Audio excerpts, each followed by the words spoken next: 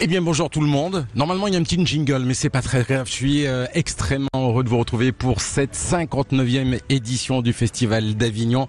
Nous sommes ici sur la terrasse du Théâtre Les Vents à Avignon forcément et c'est une première. 2 invités incroyables, j'ai beaucoup de chance, énormément de chance, vous aussi chez vous j'en suis sûr. Thierry Beccaro, Antoine Duléry, bonjour. Bonjour Christophe. On peut vous applaudir, je fais comme quand on est sur scène. On s'applaudit soi-même. On est les parrains, on est les parrains. Vous êtes les parrains. On est les parrains du festival. C'est pas la première fois, ni pour Antoine, ni pour Thierry. Avignon, vous l'avez fait il y a quelques années. Moi je l'ai fait il y a 12 ans avec mon premier seul en scène qui s'appelait Antoine Duléry, fait son cinéma et au théâtre, qui était un spectacle d'imitation de tous les acteurs que j'aime et qui m'ont fait. Et Thierry, il va nous dire ce qu'il a joué là. Eh ben, j'étais au Théâtre du Chêne Noir il y a une dizaine d'années également.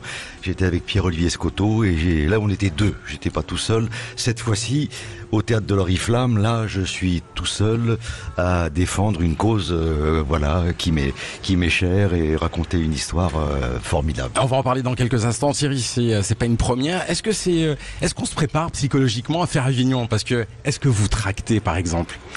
Alors moi je dois dire que j'ai pas. Vous avez cette chance-là de pas. Oui, peut-être. Si j'avais des petits flyers, je les donnerais peut-être dans la rue. Non, j'ai pas tracté pour ne rien vous cacher. Ouais. Mais bon, je sais qu'il faut le faire. Il y a beaucoup de gens qui le font. Mon fils en ce moment joue aussi à Avignon, il tracte. Mais moi j'ai pas tracté. Tu tractes toi? Attends, tu tractes. Alors attends, il m'est arrivé quand même hier une belle aventure. Je suis allé au théâtre voir un autre spectacle. J'étais avec Anouche Sedbon, ma metteuse en scène, et Aline Gaillot, l'assistante à la mise en scène, qui m'ont dit tu viens avec nous, on va voir le spectacle. Et en fait elle tractait et moi j'étais derrière pour confirmer que c'était bien moi. Donc elle donnait les flyers. Et toi t'arrivais derrière en vrai. Et la personne levait la tête et je faisais. Et en plus je suis là. Elle faisait ah oui d'accord, ok. Ça c'est bon ça. Antoine, à l'Essaillant, tous les jours à 13h. Alors un jour sur 2. Un jour sur 2. Je joue les jours pairs. Ah, ça c'est important de le rappeler. Parfois le théâtre est fermé, donc il faut bien regarder. Je joue à 13h30 ce spectacle autour de la lecture, qui est un voyage littéraire. On va entre les lignes. Entre les lignes, Antoine Duléry lit entre les lignes. Et voilà, donc je suis très heureux parce que pour l'instant ça se passe très bien. Voilà. Et justement, on va écouter la bande-annonce. Bonsoir, je suis très heureux de vous accueillir chez moi. Ce soir, je vais vous lire évidemment beaucoup de textes que j'aime, évidemment, et nous allons donc voyager ensemble. Moi, vous voyez, à 17 ans, au pas de Paul Valéry, je préférais les faux pas de Francis Blanche. La compagnie va te chanter. C'est bon pour le moral. C'est bon pour le moral. Qu'est-ce que le petit Marcel a mangé? Une tarte au citron, un croissant ou une madeleine? Si mon visage a quelques traits un peu vieux, souvenez-vous qu'à mon âge, vous ne vaudrez guère mieux. J'ai 25 ans, mon vieux Corneille, et je t'emmerde en attendant.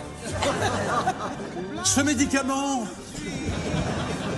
peut provoquer des effets indésirables tels que réaction allergique, boutons, voici des fleurs, des fruits, des feuilles et puis des branches, et puis voici mon cœur qui ne bat que pour vous. Aujourd'hui, les ados, ils écrivent « Voici ma tub ». Et en plus, ils envoient la photo ou la vidéo. Comme disait Jean Cocteau, un chef-d'œuvre de la littérature n'est jamais qu'un dictionnaire dans le désordre. Et voilà, la bande-annonce qui donne envie, Oui, est-ce que tout est dit. C'est de vous, c'était à l'initiative de. C'est moi qui voulais faire ça avec mon co-auteur et le metteur en scène avec qui j'avais fait mon premier spectacle qui s'appelle Pascal Zériès. Et je lui parlais toujours d'envie j'adore lire, je suis un assez grand lecteur. Et j'avais très envie de faire un spectacle comme ça autour des textes. Il m'a dit, écoute, il faut le faire. Voilà, on a déjà fait un. Et puis on a choisi des textes ensemble. On a coécrit aussi les jointures. Et puis on s'est lancé là-dedans et c'est vrai que c'est très jouissif parce que les gens s'amusent beaucoup, c'est interactif, très accessible. C'est très accessible, bien sûr. La lecture peut paraître un peu rébarbatif, c'est pas du tout ce qu'on voulait faire. On voulait faire surtout pas un spectacle emmerdant, mais un spectacle justement qui donne envie de lire et qui est encore une fois interactif, etc. Je fais écrire une phrase, je parle beaucoup de l'actualité, enfin pas de l'actualité politique, mais pourquoi on lit, qu'est-ce qui est le plus lu aujourd'hui. Je parle des textos, je parle des présentateurs chutés qui ne sont pas des journalistes journalisme et des lecteurs puisqu'ils lisent le prompteur. Donc tous les textes classiques que je dis sont en lien avec le monde d'aujourd'hui. Voilà, donc ils sont d'autant plus d'actualité. Je parle notamment de l'incendie de Notre-Dame de Paris et évidemment je lis après l'incendie de Notre-Dame de Paris de Victor Hugo. Je rallie tous ces textes au monde d'aujourd'hui. Voilà. Oui, vous êtes chez vous, tranquille. Je suis chez moi. On est avec vous pendant tout le long du spectacle. Et ce que j'ai bien aimé aussi, c'est justement, vous en parliez, c'est l'interactivité. Voilà, c'est très au important. Centre du spectacle. Et c'est vrai que un texte. Thierry, vous n'allez pas le lire de la même manière qu'Antoine ou comme moi. De toute façon, moi, je ne sais pas lire. Je sais pas lire. Non, mais je dis que chacun a effectivement sa propre façon de lire et c'est pareil. Ce qui est incroyable, c'est que le gouvernement là vient de. C'est ce que j'allais dire. De lancer une grande campagne pour inciter les enfants à lire. Les enfants à lire. C'est vachement Donc, bien. Tu peux pas mieux tomber. Tu vois. Oui, c'est effectivement, il y a beaucoup de gens, j'ai beaucoup de jeunes qui sont venus me voir, me dire ça me donne envie de lire ça me donne envie de voir ça. C'est formidable, ça c'est la plus belle des récompenses. Quand on sait votre carrière incroyable, Antoine, plus de 50 films quand même à votre actif. Oui, ça commence à faire. Oui, ça commence, c'est beaucoup, c'est énorme. C'est énorme. Sauf les deux que t'as refusés. Oui, j'ai refusé 2 films. Est-ce qu'on vient vous voir pour vous parler que de vos imitations ou de certains films qui ont marqué bien sûr C'est un mélange. Moi, pour tout résumer, vous savez, à la fin d'une carrière, ce qui n'est pas encore mon cas, j'espère, on n'est que 2 ou 3 films. Alors moi, j'ai deux trucs. J'ai Le Commissaire Larosière d'Agatha Christie et j'ai évidemment Polo Gatineau de Camping. Ça, on m'en parle toute la journée et puis de temps en temps on me dit j'aime bien quand vous faites des imitations. Voilà, j'ai un peu ces 3 pôles. Mais c'est vrai que Camping, c'est rare qu'on m'en parle pas dans une journée, c'est sûr. Mais c'est plutôt flatteur. Mais c'est très amusant, c'est un personnage on est tous un peu tatoués. Vous êtes bons tous les deux en imitation quelque part. Alors moi oui, mais je sais pas. Thierry, qu'est-ce que tu fais? Tu t'imites? J'ai un petit battle entre les deux. Mais je vais vous répondre, monsieur Duléry. Vous me posez la question, je vais vous dire. J'aime pas trop dire du mal de gens. Mais j'ai bien rigolé quand même. Il est pas mal. C'est pas mal. Giscard d'Estaing, c'est bien. Bonsoir, je suis très content de voir mon ami Beccaro. Alors, deux choses, il y a la France et la France. Alors 2 choses. C'est toujours 2 choses. Il faut avoir 2 choses, Beccaro ou Thierry. On choisit. Voilà.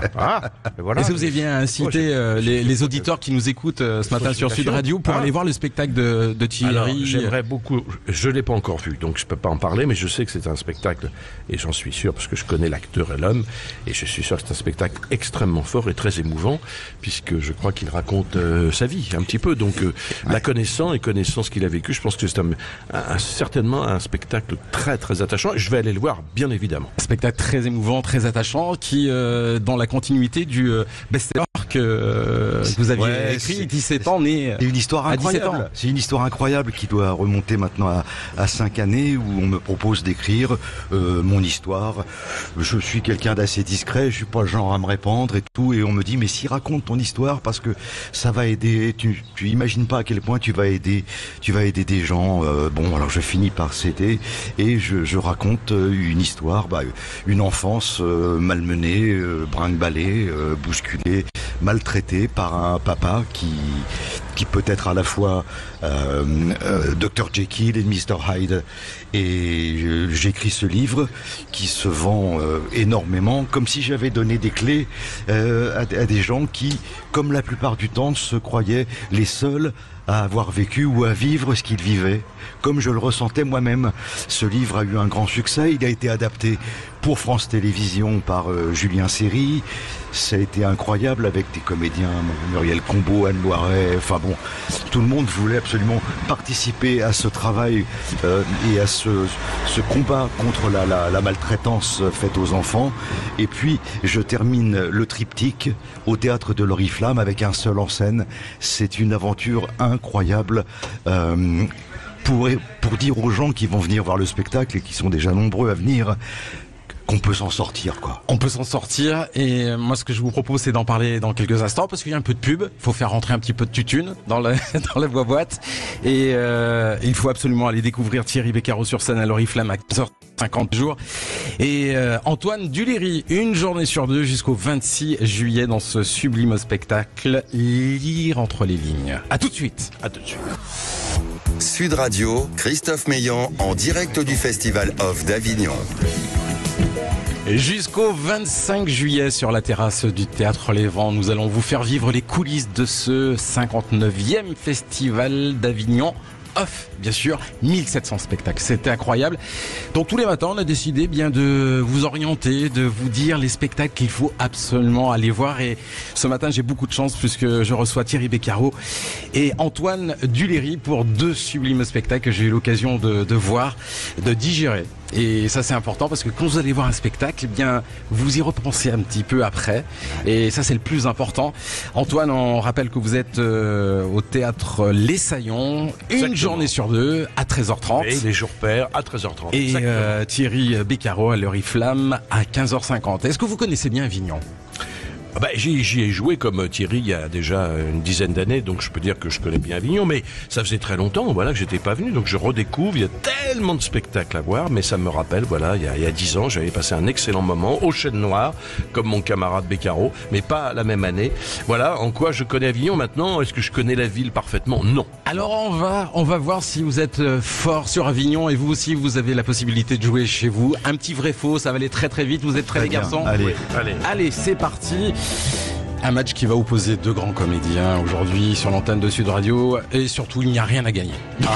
Ça c'est sûr.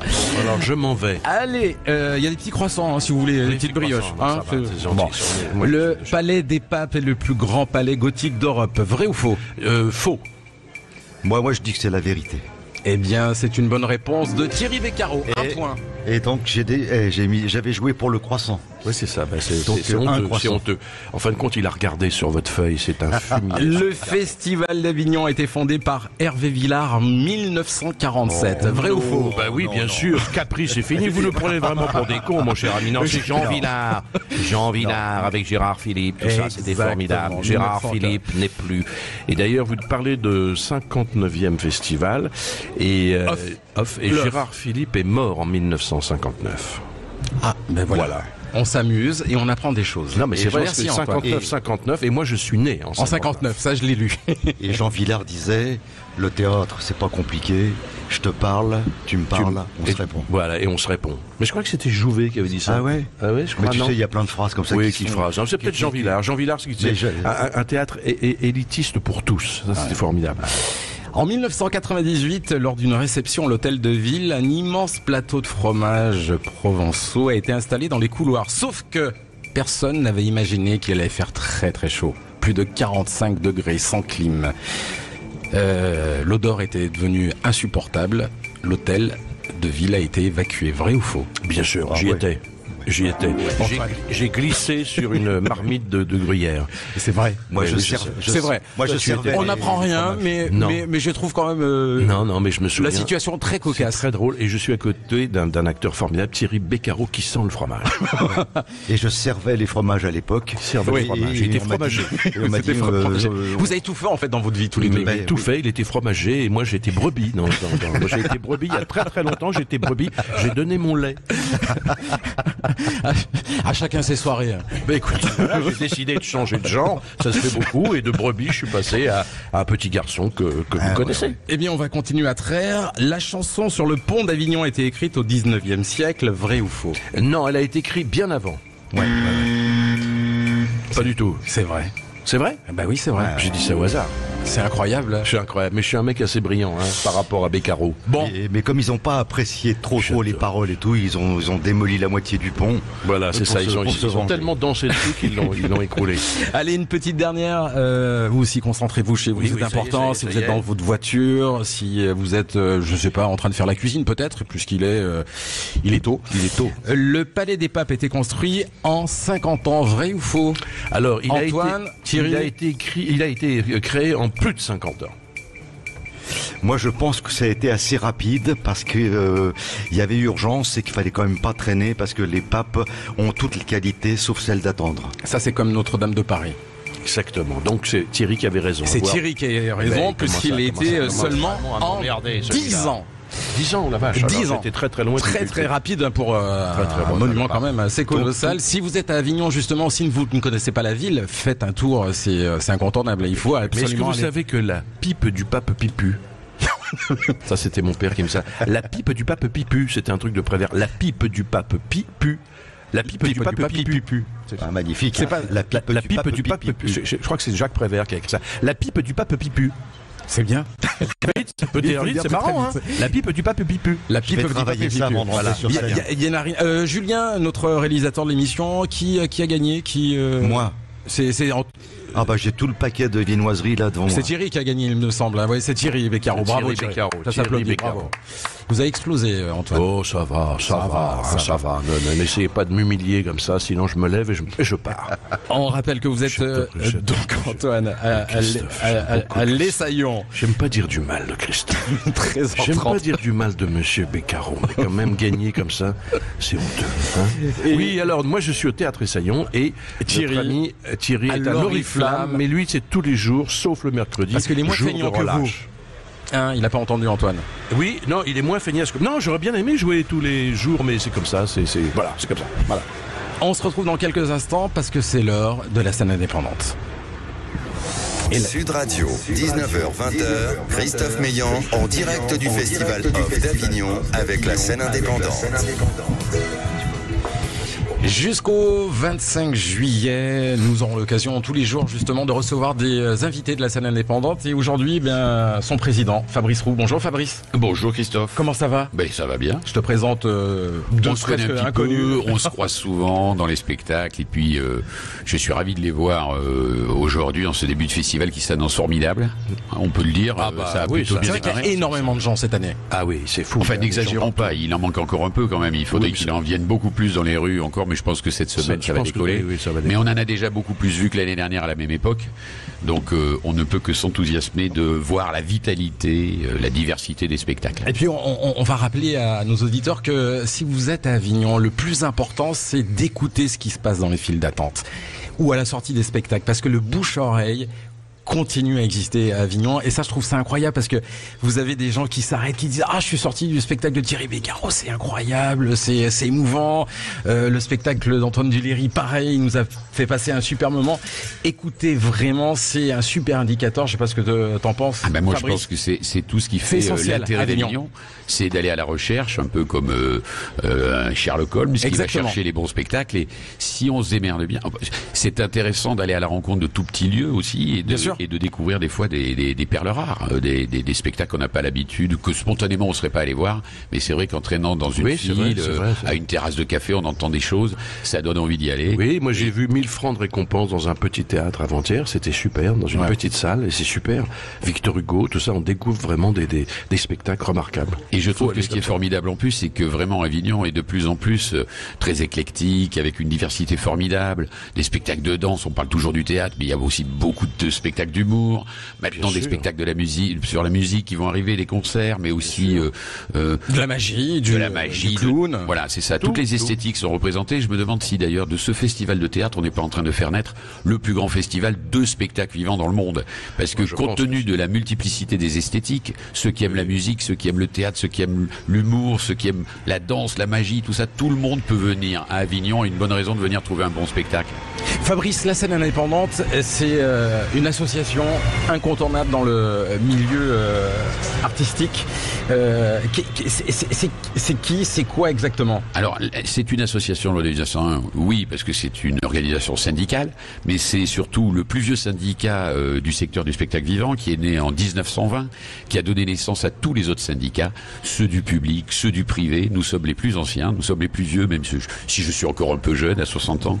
Et le particularisme de ce syndicat, justement, c'est de représenter près de 430 adhérents qui sont répartis sur toutes les esthétiques, théâtre, musique, spectacle vivant, mais aussi des théâtres. Nous avons 30 théâtres à Avignon qui sont membres de la scène indépendante. C'est des théâtres à Paris, c'est des producteurs, c'est beaucoup de compagnies aussi qui sont quand même la créativité. Aujourd'hui, ce qui se crée passe souvent par les compagnies. Les producteurs plus installés sont souvent récupèrent les spectacles qui se créent à Avignon dans des petites compagnies. Je prends l'exemple, là, moi ici, j'ai un spectacle qu'a mis en scène Céline Sadette, La beauté intérieure, qui était au théâtre de la Concorde cet été. C'est une petite compagnie, la compagnie de Marion Corrales. C'est formidable, il faut venir le voir. J'avais quelqu'un qui sortait hier qui me disait c'est pour ce genre de spectacle qu'il faut venir à Avignon. Alors je parle du mien, mais il y en a beaucoup d'autres. Il y a 130 salles de spectacle à Avignon, donc franchement, il y en a pour tout le monde. Et la scène indépendante, c'est cette diversité-là qui est intéressante. 1700 spectacles cette année, c'est énorme. Et la scène indépendante, sur les 1724, représente environ 10%. C'est presque 170 spectacles que nous amenons chaque année à Avignon. Donc c'est une vraie vitalité présente sur tout le territoire français, en particulier là à Avignon pendant ce festival et aussi très à Paris. Et jusqu'à la fin de ce festival, tous les jours sur l'antenne de Sud Radio, il y aura des représentants de la scène indépendante qui viendront nous parler de sujets divers et variés comme la musique, l'aide à la création, parce que c'est important quand on démarre aussi de se faire aider.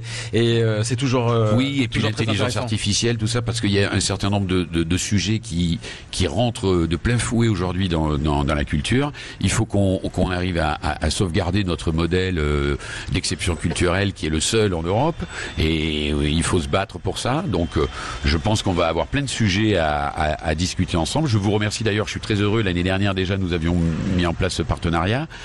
On va essayer de vulgariser les choses parce qu'il n'est pas question de faire trop. On sait très bien que vos auditeurs sont pas des spécialistes. On va essayer de vulgariser les choses avec l'ensemble des intervenants qui viendront de la scène indépendante, des producteurs, des artistes qui viendront vous expliquer tous ces projets. J'en profite juste pour vous dire que cette année, nous avons une grosse opération qui s'appelle La musique se lâche pendant les relâches, parce que nous nous sommes rendus compte que finalement la musique était assez peu présente en Avignon et qu'il y avait un côté très divertissant. Donc à partir de ce soir et jusqu'au 24, c'est 24 concerts qui auront lieu à la Scala, à l'Arrache-Cœur, au Théâtre du Rempart, au Théâtre des Vents, au Rouge-Gorge, enfin dans 7 théâtres, et qui proposeront tous les gagnants des Inouïs de Bourges, des Francopholies de La Rochelle, enfin tous les grands de demain de la musique qui vont se produire, et que vous pouvez venir applaudir gratuitement dans ces salles de spectacle. Guettez-les tous les jours de relâche. Il va y avoir des concerts offerts au public.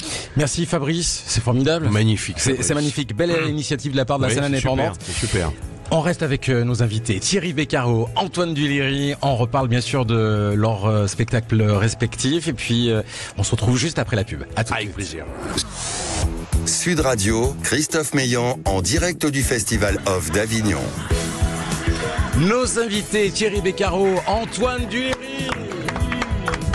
Toujours sur la terrasse du Théâtre Les Vents, ici à Avignon, jusqu'au 25 juillet, tous les matins. Et nous allons vous faire vivre les coulisses de ce festival, vous proposer et de vous orienter comme ça sur les meilleurs spectacles d'Avignon. Mais il y en a 1700, donc malheureusement on ne pourra pas inviter tout le monde, mais croyez-moi, on pense très très fort à vous. Fabrice Roux, vous vouliez rajouter quelque chose peut-être ? Je voulais vous rajouter que ce soir, donc pour l'ouverture de la musique se lâche pendant les relâches, à la Scala Provence, vous avez Vipère sucré salé. Au Cinévox, ça sera Poésie Chevalier et Émilie Marche. Au Théâtre des Vents, Exotica Lunatica. Et au Trois Soleils, Claire et April. Donc venez nombreux. Merci Fabrice. Voilà, il intervient comme ça de temps en temps quand il en a envie. Thierry, par rapport à ton spectacle, à votre spectacle, pardon, est-ce que ça a été douloureux d'écrire cette adaptation? La question, elle est très intéressante parce que elle m'emmène sur un chemin auquel je ne pense pas un seul instant, quoi. Quand on me conseille de raconter un peu l'histoire de ma vie, c'est vrai que j'hésite beaucoup parce que je suis quelqu'un d'assez discret, et la personne qui va insister, c'est ma première productrice, c'est Monique Cara, que j'embrasse, et elle me dit: tu vas voir, tu vas aider, mais tu n'imagines pas à quel point tu vas aider les gens. Mon éditeur m'a dit la même chose, le livre est sorti, et quand ce livre est sorti, je suis né à 17 ans, c'est comme si d'abord j'avais donné des clés, j'avais ouvert des portes, et que j'avais permis à des tas de gens de se libérer d'une solitude qu'ils croyaient la leur. Car dans ces cas-là, on se croit toujours le seul à souffrir. Et tout à coup, il suffit qu'il y en ait un, quelqu'un qui a un petit peu plus réussi que les autres, et qu'on voit à la télévision régulièrement, et qui a toujours le sourire, et puis tout à coup vous raconte, voilà par quoi je suis passé, et je m'en suis sorti. C'est un spectacle plein d'espoir. C'est ça le message, c'est de venir voir le spectacle et se dire, comme je le dis à la fin, je suis un peintre qui peint la toile de sa vie, la peinture d'une vie, et se dire qu'on est encore là. Et trébucher mais pas tomber. Surtout pas, et se relever. Je vous présente Ornella Dampéron qui va nous rejoindre toute la semaine, voilà, pour nous présenter ses coups de cœur. Ornella, bonjour, comment ça va? Bonjour Christophe, je suis super heureuse d'être avec vous aujourd'hui. Moi aussi, voilà, c'est notre soleil à nous. Ornella, je vous présente Antoine et Thierry. Voilà, je suis très heureuse de vous voir aussi, bien évidemment. Ce matin, j'ai décidé de vous présenter un petit coup de cœur, un petit bijou de tendresse, d'humour, mais surtout d'émotion. Toutes les choses géniales avec la formidable Laurence Gray. Alors c'est vrai que quand on est enfant, tout nous émerveille. Vous savez, le papier bulle, les glaces à l'eau, les sauts dans les flaques. Eh bien, c'est exactement de cela qu'il est question dans Toutes les choses géniales. C'est l'histoire d'une petite fille de 7 ans, face à la tristesse de sa maman, elle va décider de lui écrire une liste. Une liste de toutes ces petites choses qui rendent la vie plus belle. Et pour lui dire, tout ça en silence, que oui, peut-être que la vie, ça vaut le coup d'être vécue. Elle commence par quelques mots, 8, 9, 10, et puis la liste va grandir jusqu'à atteindre 1 million d'éléments au fil de sa vie. Parce qu'en grandissant, notre regard y change, mais les petits plaisirs, eux, ils restent. Et puis parfois, eux qui nous sauvent. Alors sur scène, Laurence Gray incarne cet enfant devenu femme avec une simplicité touchante, une énergie douce et surtout lumineuse. Et puis le public participe avec tendresse. Il entre dans l'histoire, il devient un personnage, un soutien. Et figurez-vous que ça marche. Toutes les choses géniales, ce n'est pas seulement un spectacle, c'est une vraie respiration. Et même parfois, quand tout semble sombre, il y a toujours une lumière quelque part. Il suffit peut-être parfois de la noter. Alors allez-y, écoutez cette histoire et peut-être en sortant, vous allez commencer aussi votre propre liste. Bref, c'est un merveilleux moment de tendresse, de bienveillance, un spectacle feel good. C'est à retrouver à 16h à la Factory, à l'espace Roseau Teinturier. Merci Ornella, les coups de cœur d'Ornella. C'est important aussi de parler d'autres spectacles puisque, comme je le disais tout à l'heure, on ne peut pas recevoir tous les artistes d'Avignon. Il y en a tellement. 1700 spectacles. C'est incroyable. Vous nous parliez tout à l'heure de votre fils. Il joue dans quel théâtre? Alors, je suis emmerdé parce que je sais plus. Appelez-le. Non, je sais qu'il joue donc 1000 francs de récompense que j'ai vu, qui est formidable, mais vraiment très bien. J'ai pas ça parce qu'il est dedans. 1000 francs de récompense de Victor Hugo. Par contre, j'ai un trou sur le théâtre. Bon, on va retrouver. Je suis allé le voir, mais je sais plus le théâtre. Merde. On va retrouver. Vous allez retrouver. Il y a plein d'assistants, il y a plein de. Si, je crois que c'est les 3 S, le théâtre des 3 S. Les trucs comme ça. Et son prénom, c'est Raphaël Duléry. Raphaël. Oui, je me souviens de son prénom. Oui, le mec qui se souvient même plus de son prénom. Non, le théâtre des 3 S, voilà, comme des 3 soleils, je crois. Et c'est 1000 francs de récompense de Victor Hugo. Très joli spectacle à voir avec des acteurs très jeunes et vraiment tous formidables. Antoine, Thierry, vous avez une multitude de cordes à votre arc, comme on dit. La télé, le cinéma, la scène. Qu'est-ce que vous préférez au final? Je sais que c'est une question peut-être banale, mais est-ce qu'on a plus d'émotions sur scène ou c'est sûr que la scène, je pense que mon camarade Thierry sera d'accord, la scène évidemment c'est le rapport direct au public, donc c'est formidable. Maintenant moi j'aime beaucoup tourner pour la télé et le cinéma parce que c'est jamais pareil, c'est toujours différent, donc j'ai besoin de revenir au théâtre assez souvent, mais je pourrais pas faire que du théâtre tout le temps.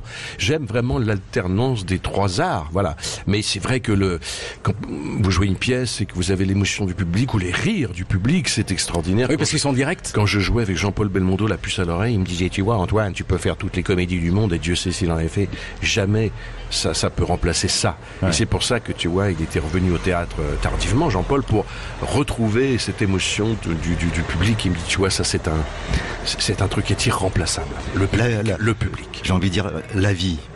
C'est-à-dire que le théâtre, la musique, la danse, ce qu'on est en train de se raconter là, c'est les derniers endroits où vous allez pouvoir voir des gens vivants. En vrai, en chair, en os, qui mouillent la chemise, qui sont là. C'est pour ça qu'il faut vraiment encourager la culture qui est toujours la première à trinquer dès qu'on cherche un peu d'argent par-ci par-là. C'est toujours les mairies qui sont obligées de raccourcir leur budget, etc. Alors que les gens ont besoin de ça, de rire, de se détendre, d'être en colère, de s'émouvoir. Comme disait je ne sais plus qui, le théâtre c'est pas ça et ça, c'est pas ça ou ça, c'est ça et ça. C'est vrai, c'est Laurent Terzieff qui disait le théâtre c'est pas ceci ou cela, c'est ceci et cela. C'est-à-dire qu'on peut, comme tu le dis justement, on peut aimer un théâtre de boulevard, on peut aimer un théâtre subventionné, on peut aimer on peut aimer tout. C'est tout le théâtre. Il faut pas être snob. Et je crois que le théâtre il est pas snob justement parce qu'il aime tous ces arts et cette différence. Parfois le cinéma peut l'être, c'est un métier un peu snob, etc.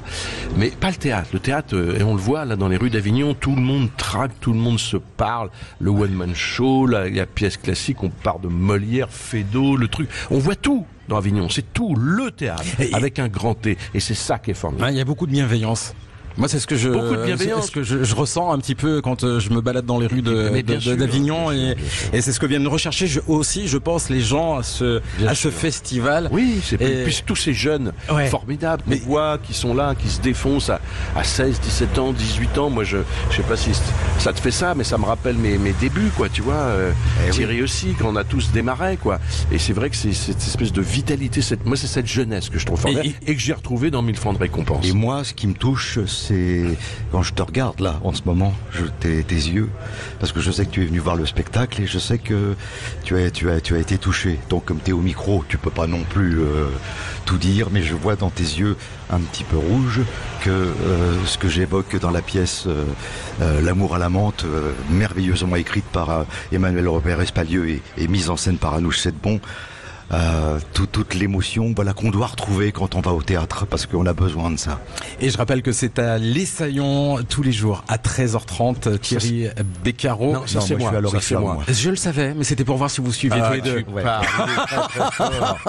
Il n'est pas du tout à ce qu'il fait. Alors, ce mélange des pédales, l'oriflamme, Thierry Beccaro à 15h50 tous les jours. Antoine Duléry jusqu'au 26 juillet, une journée sur 2. Alors comment je m'appelle? Antoine. Non, Thierry Beccaro, je m'appelle. Zut. Là, c'est Antoine Duléry. Oui. Et ben voilà. Il va falloir se quitter, les amis. Ah non, pas maintenant. Mais avant de se quitter, c'est le moment de la Minute Câline. Sud Radio, en direct du Festival Off d'Avignon, la Minute Câline. La Minute Câline, c'est le moment de se dire adieu. Moi, justement, c'est de se dire que j'espère que vous avez passé un bon moment ici sur l'antenne de Sud Radio. Un très bon moment, malgré la présence de Thierry Beccaro. Et c'est de rappeler, comme vous l'avez fait tout à l'heure, Antoine, si vous aviez un coup de cœur à donner pour nos auditeurs, justement, à conseiller un spectacle, ça serait lequel? Donc votre fils, déjà. Voilà, oui, 1000 francs de récompense, que c'est une pièce qui n'est pas si connue de Victor Hugo, qui est vachement intéressante, qui est très d'actualité au théâtre donc des 3S, et c'est vraiment très très bien interprété par cette bande de jeunes. Donc comme je suis arrivé il n'y a pas très longtemps, évidemment c'est le premier spectacle que j'ai vu, en dehors du mien que j'adore, parce que j'adore mon spectacle. Le mec qui parle. Vous adorez. Non mais c'est très joli. Allez voir 1000 francs de récompense, et puis maintenant je laisse la parole à Thierry. Coup de cœur. Et moi j'ai passé un merveilleux moment. Vraiment dans cette petite rue, avec ce soleil et ce petit vent léger qui nous caresse les bras. Ça c'était ma main, ça. Ce petit vent léger, c'est non, pas, il faut aller voir. Il y a de très très beaux spectacles et évidemment, il y en a un qui est magnifique. Juste avant L'amour à la menthe, qui s'appelle Les Enfants du Diable, qui raconte merveilleusement toute cette période qui se passait à l'époque de la famille Ceausescu. Vraiment, régalez-vous. Et Antoine, Thierry, qu'est-ce que je peux vous souhaiter pour la suite? Du succès, de continuer. Nous, ça fait déjà un petit bout de chemin qu'on est là. Voilà, on n'a qu'une envie, c'est de recontinuer. Et d'être heureux. Et d'être heureux, surtout. Et vive la jeunesse, comme vous l'avez dit tout à l'heure. C'est bien ça, vive la jeunesse, exactement. Bien sûr. Vive la jeunesse. Merci 1000 fois d'être venu, d'avoir essuyé les plates pour cette première. Je t'en prie, c'était un vrai plaisir, Christophe. Est-ce que tu vas me donner un petit peu d'argent pour ma présence? Beaucoup d'argent. D'accord. Énormément d'argent. Plus qu'à Thierry, un petit peu plus quand même. Mais est-ce qu'il faut qu'on repeigne toute la peinture là? Oui, on peut aussi. On va reprendre la rue et les camions qui passent. En tout cas, c'était une super émission, Christophe. Tu peux être fier de toi. Je suis fier de vous, surtout. Merci, mon Christophe. Et je vous donne rendez-vous demain sur l'antenne de Sud Radio. Nous serons là à nouveau. Avec les décaféinés, Labajon, Hélène Sido, Antoine Duléry, Thierry Beccaro. Il sera là tous les jours. Merci. Dans quelques instants, Maxime qui sera de retour. Maxime, il est là, Maxime. Mais oui, je bien savais sûr. pas, J'ai écouté vos invités inspirants et cette fin avec Vive la jeunesse, bien sûr, et beaucoup d'amour de ce que j'ai compris de votre côté. Merci beaucoup, Christophe Meillan. On vous retrouve tout l'été, en tout cas jusqu'au 25 juillet, entre 10h et 10h40.